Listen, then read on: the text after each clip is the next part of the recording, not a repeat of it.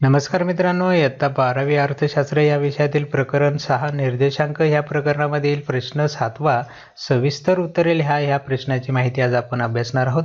मित्रांनो, यापूर्वी आपण इतर प्रश्नांची माहिती अभ्यासलेली आहे. प्रत्येक प्रकरणातील प्रत्येक प्रश्नावरती आपण एक वेगळा व्हिडिओ तयार केलेला आहे आणि त्या व्हिडिओमुळे आपल्याला प्रत्येक प्रश्नाचा वेगळा व्हिडिओ असल्याने प्रत्येक प्रश्नाचं उत्तर कसं लिहायचं याचं डिटेलमध्ये माहिती तुम्हाला सांगता येते. ती माहिती समजून घेऊन आपण आपल्या लिखाणाच्या पद्धतीत आपल्या उत्तर लिहिण्याच्या पद्धतीत बदल करून जर सराव केला तर फायनल एक्झाममध्ये तुम्हाला त्याची मदत होणार आहे. मित्रांनो, या वर्षीची 12वीची परीक्षा वेगळ्या पद्धतीने होणार आहे, त्यामुळे त्याच्या संदर्भातील देखील आपण व्हिडिओ सतत अपलोड करत राहणार आहोत.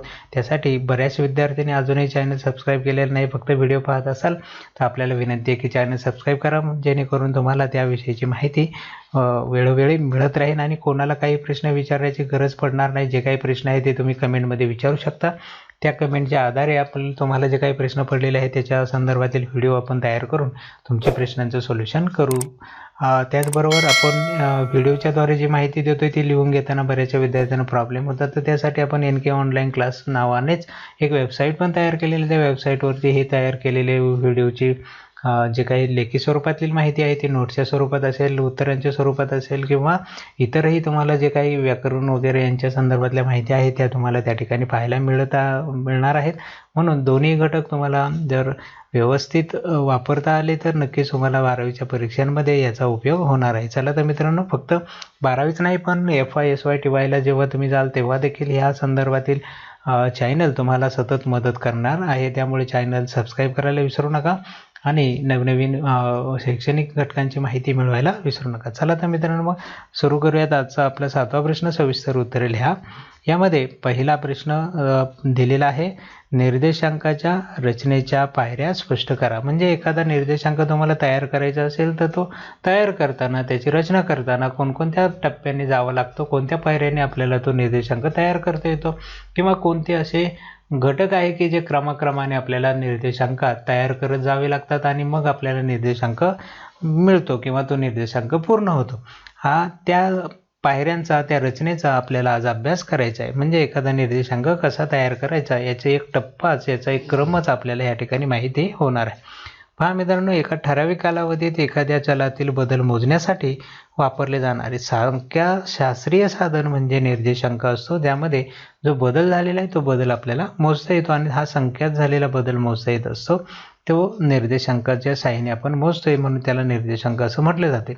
आता निर्देशांक तयार करताना त्याच्या काही जे टप्पे आहेत, ते काही जे क्रम आहेत, त्या क्रमाने गेल्यानंतर आपल्याला निर्देशांक बनवता येतो. मग चला तर पाहूयात कोणत्या प्रकारच्या रचना आहेत किंवा कोणत्या पायऱ्या आहेत, त्या पायऱ्यांनी आपल्याला निर्देशांक तयार करायचा असतो. निर्देशांकाच्या पायऱ्या खालीलप्रमाणे आहेत. यामध्ये पहिली पायरी पाहूयात, किंमत निर्देशांकाचा हेतू. तुम्ही निर्देशांक तयार करायला सुरुवात केली तर सर्वप्रथम निर्देशांकाचा हेतू स्पष्ट करावा लागतो. निर्देशांक कशासाठी, कोणासाठी, कशा हेतूने तुम्ही तयार करणार आहात तो हेतू स्पष्ट करावा लागतो. कारण हेतू बदलला की निर्देशांक देखील बदलतो, त्याच्या तयार करण्याची पद्धत देखील बदलते. म्हणून आपल्याला हेतू पहिला महत्त्वाचा असतो की निर्देशांक आपल्याला कोणत्या हेतूने तयार करायचे आहे, त्या पद्धतीने नंतर पुढचे घटक आपल्याला निवडता येतील. म्हणून पहिलं काम करायचं निर्देशांक तयार करताना पहिली पायरी आहे की निर्देशांकाचा हेतू स्पष्ट करायचा. ठीक आहे. दुसरी पायरी आहे निर्देशांक तयार करण्याची मूळ वर्षाची निवड करणे. आता निर्देशांक तयार करत असताना जेव्हा आपण हेतू ठरवतो, हेतू स्पष्ट होतो, तो हेतू स्पष्ट झाल्यानंतर मूळ वर्षाची निवड करणे गरजेचं असतं. कारण बदल मोजण्यासाठी आधीचं एक वर्ष फिक्स आपल्याला पकडावं लागतं आणि त्या वर्षापासून किती बदल झालेले आहे हा आपल्याला मोजता येतो. म्हणून मूळ वर्षाची निवड करणे हा एक महत्त्वाचा टप्पा दुसरा मानला जातो. आता मूळ वर्षाचा जो काही मूळ वर्ष आपल्याला निवडायचं आहे ते मूळ वर्ष निवडत असताना ते मूळ वर्ष सर्वसाधारण असलं पाहिजे. म्हणजेच त्या वर्षामध्ये कोणतेही नैसर्गिक किंवा मानवीय आपत्ती आलेल्या नसाव्यात. म्हणजे दुष्काळ असेल, पूर असेल, वादळे असतील किंवा मानवनिर्मित काय हल्ले, युद्ध वगैरे सारखी परिस्थिती नसलेलं एखादं वर्ष निवडावं लागतं. आणि हे वर्ष निवडताना आणखी एक काळजी घ्यायची की ते वर्ष जे आहे ते मूळ वर्ष खूप दूरवरचं नसावं, खूप लांबचं, किंवा त्या 2 वर्षांमध्ये खूप गॅप असेल अशी वर्ष निवडायची नाहीत. अशा पद्धतीने दुसरं काम आपल्याला करायचं असतं, वर्षांची निवड करणे. वर्षांची निवड केल्याशिवाय आपल्याला निर्देशांक तयार करता येणार नाही, म्हणून मूळ वर्षाची निवड करणे ही दुसरी महत्त्वाची पायरी किंवा स्टेप आपल्याला म्हणता येईल. त्यानंतर तिसरी पायरी आहे वस्तूची निवड करणे. आता आपण वर्ष निवडलं, कोणत्या वर्षातल्या घटकांचा विचार करून निर्देशांक तयार करायचा आहे, की नंतर वस्तू निवडाव्या लागतात. त्या तयार करत असताना, निर्देशांक तयार करत असताना आपल्याला जो बदल मोजायचा तो वस्तू विचारात घेऊन वस्तूच्या किमतीत झालेल्या बदलांनुसार, वस्तूंमध्ये झालेल्या बदलांनुसार तो बदल मोजता येतो. म्हणून वस्तूंची निवड करावी लागते. ज्या हेतूने आपण निर्देशांक तयार केलेले आहेत त्या हेतूसाठी ज्या वस्तूंचा वापर केलेला असतो, निर्देशांकाच्या संदर्भात कोणत्या वस्तू येतात त्या वस्तूंचा आपल्याला वापर करायचा असतो, त्या वस्तू विचारात घ्यायच्या असतात. म्हणून सर्वच वस्तू आपण काय विचारात घेऊन निर्देशांक तयार करू शकत नाही, तो क्लिष्टता त्याच्यामध्ये जास्त येते. म्हणून काही वस्तूंची नमुना म्हणून निवड करावी लागते. तर अशा वेळेस जी काही नमुना म्हणून निवड करायची आहे ती नमुना निवड आपल्याला ह्या ठिकाणी करावी लागते. म्हणून तिसरी स्टेप आपल्याला वस्तूंची निवड करणे ही असते. ती निवड करून झाल्यानंतर चौथी स्टेप आपल्याकडे येते, वस्तूंच्या किमती निवडणे. कारण ज्या वस्तूंच्या बाबतीत आपण नमुना निवड केली आणि सांगितलं की ह्या वस्तूंच्या संदर्भातच आपण निर्देशांक मोजणार आहोत आणि मग त्या निर्देशांकाची पुढची स्टेप येते की त्या वस्तूंच्या किमती कोणत्या विचारात घ्यायच्या. कारण तुम्ही एका दुकानात गेले तर एकाच दुकानात एका वस्तूची किंमत एक असते आणि दुसऱ्या दुकानात गेल्यानंतर त्याच वस्तूची किंमत वेगळी असते. एकाच गावात एकाच ठिकाणी एकाच क्षेत्रामध्ये 2 दुकानांमध्ये एकाच वस्तूची किंमत 2 ठिकाणी वेगवेगळी पाहायला मिळते. त्यामुळे वस्तूची किंमत नेमकी कोणती असेल, देशासाठी जर विचार केला तर देशामध्ये त्या वस्तूची किंमत हजारो प्रकारे त्याची बदललेली तुम्हाला पाहायला मिळेल. मग निर्देशांक तयार करताना फिक्स नेमकी त्या वस्तूची किंमत किती हे आपल्याला निश्चित करावं लागतं. त्यासाठी एकाच वस्तूची किंमत वेगवेगळ्या ठिकाणी वेगवेगळ्या दुकानांमध्ये वेगवेगळी पाहायला मिळत असल्याने निर्देशांक तयार करताना वस्तूची किंमत विचारात घ्यायची असते, ती फिक्स करावी लागते, ती ठरवावी लागते. मग ती कशी ठरवायची हे आपल्याला पुढचं काम करायचं आहे, वस्तूची किंमत ठरवायची.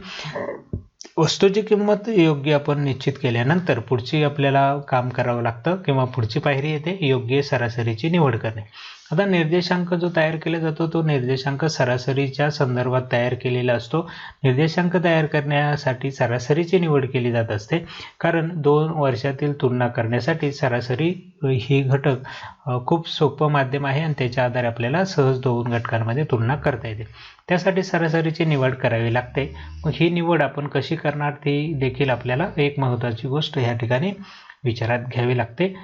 यानंतर आपल्याला पुढचं काम करावं लागतं, योग्य भाराची निवड करणे. मित्रांनो, आता वस्तू निवडली, वस्तूची किंमत निवडली, आपण सरासरीची निवड केली की मग वस्तूंच्या संदर्भामध्ये योग्य क्रम लावावा लागतो. कारण निर्देशांक तयार करत असताना ज्या वस्तूंची निवड केलेली असते किंवा ज्या वस्तू निवडलेल्या असतात त्या सर्व वस्तू सर्वांसाठी सारख्याच महत्त्वाच्या नसतात. त्यामुळे त्याचं महत्त्व विचारात घेऊन महत्त्वानुसार वस्तूंना भार दिला जातो आणि मग त्याच्यानुसार निर्देशांक तयार केला जातो.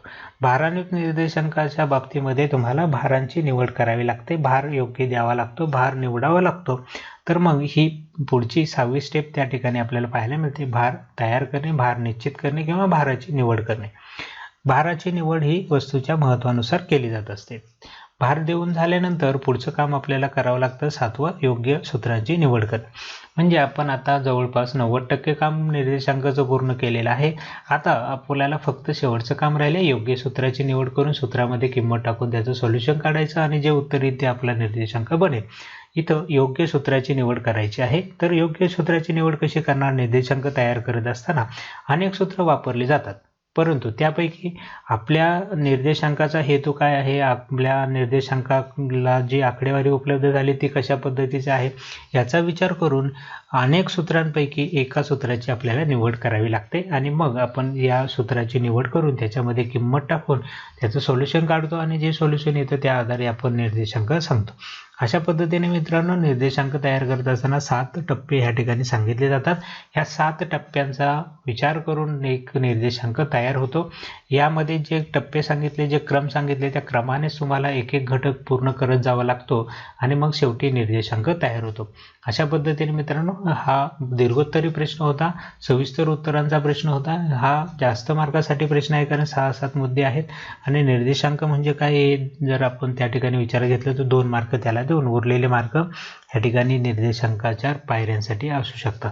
असे 8 गुणांसाठी हा प्रश्न विचारला जाईल। जर हा प्रश्न अशा पद्धतीने विचारला गेला तर हे सगळे मुद्दे आणि त्याची संकल्पना तुम्हाला स्पष्ट करायला लागेल। ठीक आहे मित्रांनो, आज तुम्हाला निर्देशांकाच्या संदर्भातील रचना कशा आहेत किंवा कोणत्या पायऱ्या आहेत ह्या समजल्या असतील।